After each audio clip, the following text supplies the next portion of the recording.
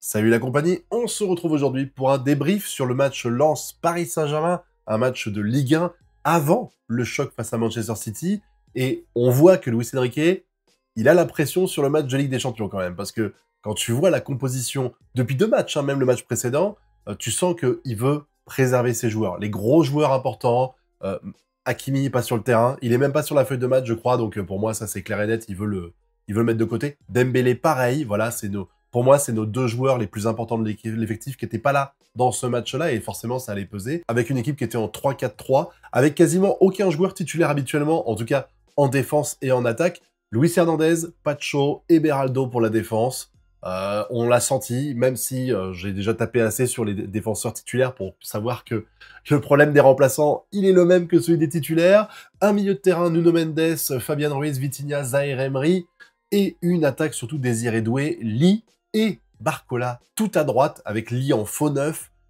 Franchement, t'as senti dès le début que c'était compliqué, et ça va être compliqué tout le long du match, en fait, parce que le Paris Saint-Germain va faire une passe à 10. On avait beau dominer, bah ça se concrétisait absolument pas. Je crois qu'on finit la première mi-temps avec 2 tirs cadrés, et ça se sent, il se passe rien. Les milieux de terrain, ils font des passes, et les 3 attaquants qu'on avait, ben, tu sens qu'ils sont fébriles, hein. Kang In Lee en faux neuf, c'est sympa, mais vite fait. Surtout quand t'as pas de Dembélé pour faire des différences. En fait, j'ai senti pour moi, c'est l'absence de Dembélé qui attire les joueurs vers lui et qui fait que les autres joueurs sont un peu plus libérés.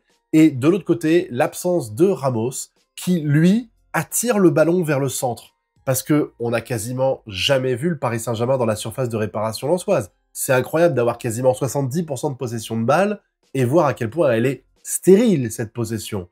Avec évidemment le but qu'on se mange, mais alors il y en a un qui est hors jeu. Il y en a un qui est hors jeu, donc il n'a pas compté, heureusement le deuxième. Mais le premier but qu'on se mange, est-ce que je dois encore taper sur les défenseurs ou est-ce qu'à un moment donné vous en avez marre? Sur un coup de pied arrêté, 6 Parisiens dans les 6 mètres. 6 Parisiens dans les 6 mètres. Un Lensois, et t'as pas un joueur à 2 mètres de lui. Il est tout seul dans les 6 mètres. Même pas 6 mètres du gardien, il est tout seul. 6 Parisiens qui sont dans la zone à peu près, mais qui ne sont pas sur lui. Donc lui, il est pépouze, il contrôle, il tire, et puis bah il marque, parce que, en plus, Donnarumma, je trouve qu'il couvrait absolument très très mal le poteau. Donc la balle, elle rentre là, et voilà, game over. On commence avec 1-0 dans le cul, une domination qui sert à rien, pas de tir, rien du tout. Ah, c'était super triste. Franchement, cette première mi-temps était ridicule. Après, en deuxième mi-temps, on a senti quand même que le Paris Saint-Germain, il était plus agressif. En même temps, tu perds 1-0, t'as pas le choix. Lance, bloc bas, pose énormément de problèmes. J'ai envie de dire, peu importe l'équipe, même des équipes de CFA, de National 3, ils sont capables de poser des problèmes au Paris Saint-Germain dès qu'ils jouent bloc bas. Donc maintenant, on est habitué, hein, voilà. Mais à force de persévérance et de taper, on a réussi à mettre un but, presque sur un malentendu. But de Fabian Ruiz dans la surface, qui a plutôt pas été mauvais dans ce match, hein. C'est assez rare, hein. Donc en général, on a plutôt tendance à taper dessus. Là maintenant, c'est bon. Grâce à ce match-là, Fabian Ruiz, tu vas pouvoir faire taire les gens. Parce que pendant les 15 prochains matchs, à chaque fois qu'on dira que t'as été nul, les gens ils diront « Oh bah non, mais regardez, face à Lens, il a été bon !» Bah ouais, parce qu'il y a un match référence. Il fait un match référence tous les 15 matchs. C'est la règle de Fabian Ruiz au Paris Saint-Germain. Et du coup, bah là, elle va s'acter. À un partout, j'ai senti quand même, surtout que là, c'est là qu'on a fait rentrer Ramos. Je vous ai dit, du coup, on a un peu plus recentré le jeu vers la surface de réparation, même s'il n'a pas marqué. Et on a fait rentrer Neves, qui lui aussi a énormément pesé sur le jeu. Ça a fait du bien. Leurs 2 entrées ont fait beaucoup de bien et ont permis à la fin de tamponner et de marquer un but. De Barcola, j'ai cru qu'il allait faire une transversale. Elle tape la barre, elle finit par rentrer, mais il en a fait tellement des tirs comme ça qui n'ont pas été dedans que j'avais vraiment peur que ça arrive à nouveau. Bon, finalement, on a réussi à tenir le score avec d'énormes difficultés.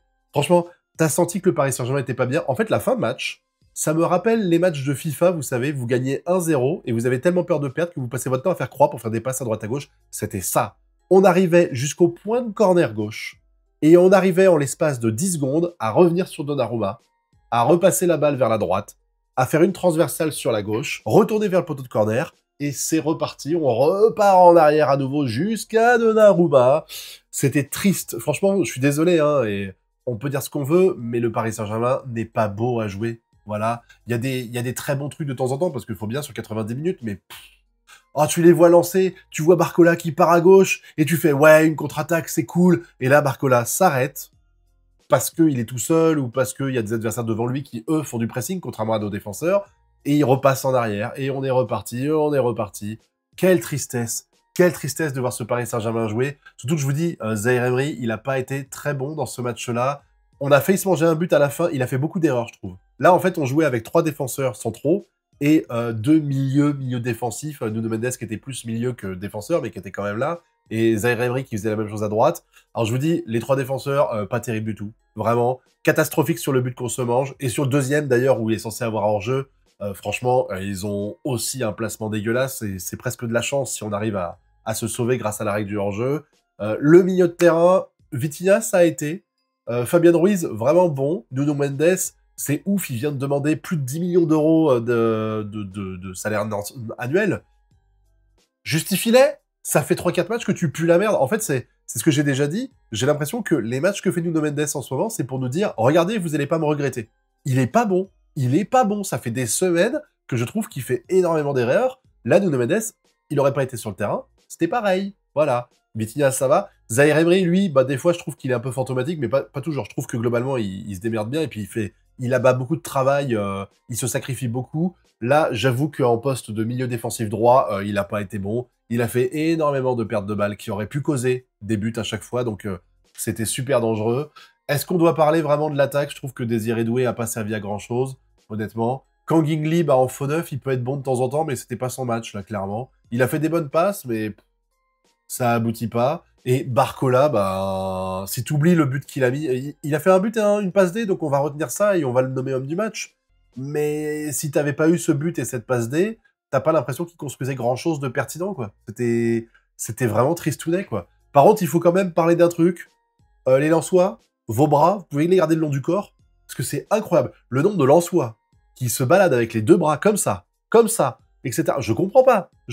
Les gars, vous faites des fautes tout le temps. Et pas des fautes de boucher, tu vois. Il y a pas eu de moment où j'ai fait « Wow, là, c'est du vandalisme, c'est dégueulasse de faire ça. » Mais il y a plein de micro-fautes dégueulasses qui devraient pas avoir lieu, où t'as ton bras à 90 degrés de toi. Je comprends pas qu'il y ait pas de règles pour ça. Je veux dire, ils font des règles au foot de merde, des fois, et ça, les gens qui jouent avec les 2 bras comme ça, ou alors un bras comme ça pour empêcher le joueur d'avancer, je ne comprends pas que ça passe encore aujourd'hui. Et Lens s'est fait plaisir avec cette règle-là. Bon, on peut parler aussi de l'autre joueur, là, qui a piétiné le coup de Neves.